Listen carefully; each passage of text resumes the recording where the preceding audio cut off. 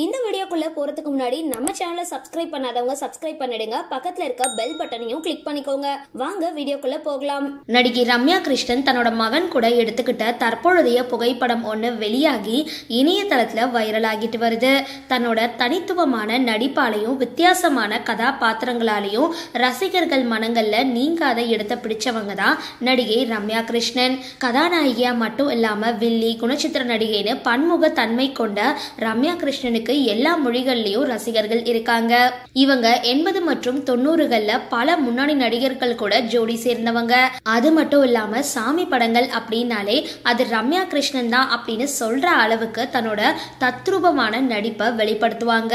ரம்யா கிருஷ்ணன் நடிப்புல ஏராளமான ஹிட் படங்கள் இருந்தாலும் அவங்களுக்கு பெரிய ரீச் கொடுத்த படம் ரஜினியோட படையப்பா திரைப்படம் தான்.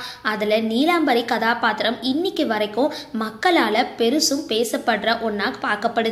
அதை தொடர்ந்து பாகுபலி படத்துல சிவகாமி கதாபாத்திரத்துல இவங்களை தவிர யாருக்குமே பொருந்தாது அப்படின்ற அளவுக்கு சிறப்பா நடிச்சிருப்பாங்க.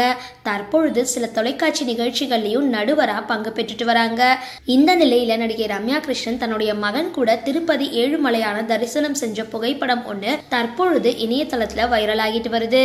இதை பார்த்த ரசிகர்கள் இவங்களுக்கு இவ்வளவு பெரிய மகன் இருக்கிறாங்களா அப்படின்னு தங்களோட கருத்துக்களை பதிவு செஞ்சுட்டு வராங்க. சரி, இந்த வீடியோ பத்தின உங்களோட கருத்துக்களை கீழே கமெண்ட் பாக்ஸ்ல போஸ்ட் பண்ணுங்க.